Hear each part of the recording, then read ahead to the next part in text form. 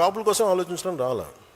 నేను రెల్లి సమాజం గురించి ఆలోచిస్తాను, మాల సమాజం గురించి ఆలోచిస్తాను, మాదిగ సమాజం గురించి ఆలోచిస్తాను, బీసీల సమాజం గురించి ఆలోచిస్తాను, అన్ని ఉన్నత సోకాళ్ళు ఓసీ కాస్టుల గురించి ఆలోచిస్తాను, అందరూ బాగుండాలని ఆలోచిస్తాను. నేను దయచేసి ఒక కులానికి పరిమితం చేయాలనుకున్న, ఒక ప్రాంతానికి పరిమితం దాన్ని మీరు ఎదురుదాడి చేయండి. మనం అందరి కోసం పనిచేస్తాం. ఈ మధ్యన ప్రేమలో ఎక్కువ అయిపోయిన అందరికీ సడన్గా ఏం చేశారండి మీరని ఒక్కొక్కరు టీవీల్లో గొంతులు ఏముంటుందని కంటనాల్లో తెగిపోయేలా అరుస్తున్నారు. ఇలాంటి మహానుభావులందరికీ నేను అడుగుతున్న ఒకటే, మాట్లాడితే మీరు వంగవీటి రంగయ్య గారి పేరు పట్టుకొస్తారా మీరంతా? ఆయన చనిపోతా నాకు ఇబ్బంది ఉంది, నా ప్రాణహాని ఉంది అంటే ఆ రోజు మీరు ఎందుకు తపన పడలా? మీరు ఎవరు చిన్న వయసులో కాదు కదా, మీరు టీన్స్లో లేరు కదా. ఇప్పుడు మీ అందరికీ 60-65 ఏళ్ళు ఉన్నాయి కదా మీ అందరికీ. అంటే ఆ రోజుల్లో మీకు కనీసం ఒక 35 ఏళ్ళు, కనీసం మీకు 25 దాటిని అందరికీ. ఆయన ఇబ్బంది పడుతున్నప్పుడు, నాకు ప్రాణహాని ఉందనుకున్నప్పుడు, ఈరోజు ఆయన కోసం గొంతు చించుకుంటున్న మనుషులందరూ ఏమైపోయారు? ఆ రోజున ఆయన చుట్టూ ఒక దడిగట్లాగిపోయారా, ఒక పద్మవ్యూహంలా ఉండలేకపోయారా? అప్పుడు వదిలేశారు అందరూ. అంటే చనిపోయిన తర్వాత ఏమో ఇప్పుడు కూర్చొని కథలు చెప్తారు. మీరు మనిషిని బతికినప్పుడు రక్షించుకోలేంది, చనిపోయిన తర్వాత మీరు ఎన్ని కథలు చెప్తే ఎవరు నమ్ముతాడా మిమ్మల్ని? అలాగే నిజంగా నేను ఒక కులం కోసం అంటే మరి నేను 2 చోట్లకి ఓడిపోకూడదు కదా లెక్క ప్రకారం. అటు భీమవరంలో ఓడిపోకూడదు, గాజువాకలో ఓడిపోకూడదు. కులం అంతా వేస్తే అలా ఈరు. That's a point I want to make. అలాగే కన్షీరామ్ గారు వచ్చినప్పుడు తిలక్ తరాజ్ తల్వార్ ఇంకో జూతేశామానం అనేది ఉంటుంది. అంటే బ్రాహ్మణుల్ని, వ్యాపారవేత్తల్ని, వైశ్యుల్ని, క్షత్రియుల్ని దాడి వాళ్ళని కొట్టాలని చెప్తూ కొట్టండి. కానీ అది కొంతకాలం పనిచేసింది, అప్పుడున్న పరిస్థితులకు దీనికి పనిచేసింది. కానీ ఇంకొక టర్మ్కి వచ్చేటప్పటికి అది సర్వజన సమాజం అయింది, బహుజన సమాజం అయింది. ఇంత చేసిన మాయావతి గారు కూడా తిరిగి బ్రాహ్మిన్ కమ్యూనిటీ సపోర్ట్ తీసుకుని ఆవిడ గెలిచారు, ముఖ్యమంత్రి అయ్యారు. అంటే దీన్ని బట్టి మనకి ఏం అర్థమవుతుందంటే సమాజాన్ని కులాల వారీగా విడతీసి ముందుకు తీసుకెళ్ళడం సాధ్యం కాదు. కులాల్ని కలుపుకుంటూ పరస్పర గౌరవాన్ని పెంచుకుంటూ ముందుకు వెళ్తేనే సమాజం అభివృద్ధి చెందుతుంది. అదే జనసేన విధానం. అదే నేను చూపించాను, మీకు నిలబడి చూపించాను. అలాగే మతాల ప్రస్తావనని రాజకీయం అంటారు. రేపు మీరు కమిటీస్లోకి వెళ్తారు, బాధ్యతలు తీసుకుంటారు, ప్రజల్లోకి వెళ్తారు. ఆ సమయంలో సమాజంలో ఉన్న సమస్యలను పూర్తిగా అర్థం చేసుకుని ఆ భావజాలను ముందుకు తీసుకెళ్లాల్సిన బాధ్యత మీకు అర్థం కాకపోతే ఇబ్బంది అవుద్ది. మనం స్పష్టంగా చెప్పాల్సింది ఒకటే, ఎవరు దైవాన్ని వాళ్ళు ఆరాధించండి, మీ దేవుని మీరు ఆరాధించండి. మీరు ఇస్లాం అయితే ఇస్లాంని ఆరాధించండి, మీ ఎవరి ధర్మాన్ని వారు పాటించండి. కానీ మిగతా మతాలకు గౌరవం ఇవ్వండి. ఇఫ్ యు ఆర్ హిందూ, మీరు బాగా మీరు ఆరాధించుకోండి, ఇస్లాం గౌరవం ఇవ్వండి, క్రిస్టియానిటీ గౌరవం ఇవ్వండి, జైనిజం గౌరవం, ఏదైనా దానికైనా గౌరవం ఇవ్వండి. కానీ అలా గౌరవించుకున్న మత ఘర్షణకు అవకాశం ఉండదు. అది నిజమైన సెక్యులర్ భావన. అది మతాల ప్రస్తావన లేని సమాజానికి అది పునాది అవుద్ది. అంతేగాని నాకు చిరాకైంది ఏంటంటే అపీస్మెంట్ పాలిటిక్స్. నేను ఒక క్యాప్ పెట్టుకొని నేను ఇలా మాట్లాడితే నాకు ముస్లిం సోదరులు ఓటేస్తాను నేను నమ్మను. నేను బేసి ఎందుకంటే అసలు అది తీసేద్దాం.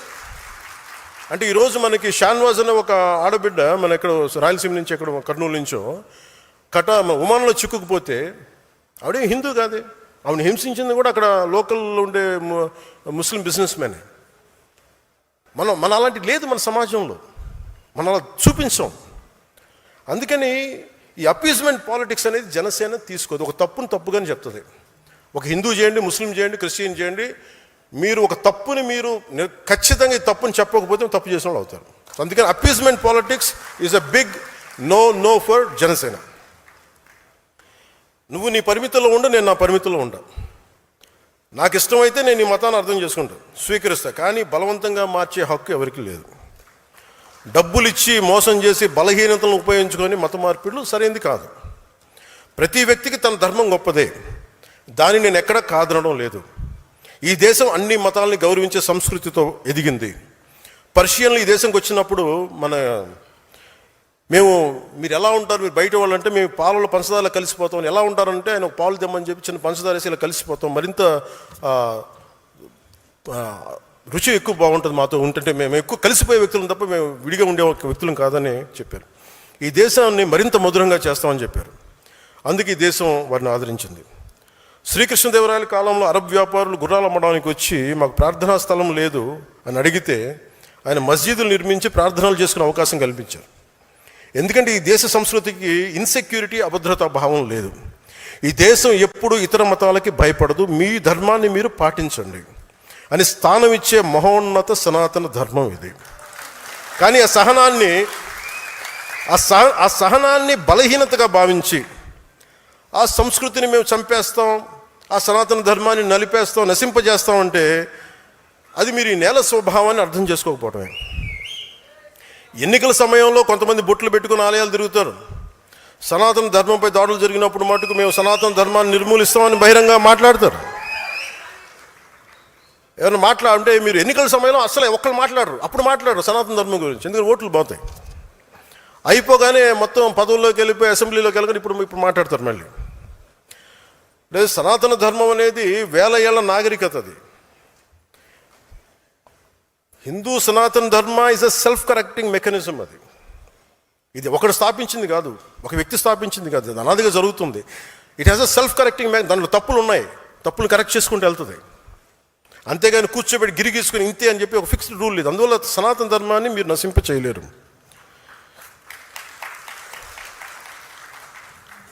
అంటే ఇది ఈ సందర్భాన్ని పెట్టుకొని అంటే మీకు ఎందుకు చెప్తున్నానంటే, ఇది మీరు అందరూ అనుకుంటారు కదా నేను ఎందుకు ఇంత బలంగా మాట్లాడతానని. అంటే ఈ సందర్భాన్ని నేను దీన్ని అర్థం చేసుకొని మీకు తెలియజేస్తాను. చాలామందికి మహానుభావులకి, సనాతన ధర్మాన్ని తిట్టే మహానుభావులందరికీ అంటే మీకు భారతీయుడు చెప్తే నచ్చదు కదా. ఎక్కడో జర్మనీలో ఉండే ఒక ప్రొఫెసర్లో లేదంటే కూర్చోబెట్టి అక్కడ కూర్చొని ఒక షోపెన్హావర్ లాంటి ఒక జర్మన్ ఫిలాసఫర్ చెప్తే మీకు అర్థం అవుతుంది. కనీసం సనాతన ధర్మం గురించి ఆయన ఏం చెప్పారు మీకు తెలియజేస్తాను.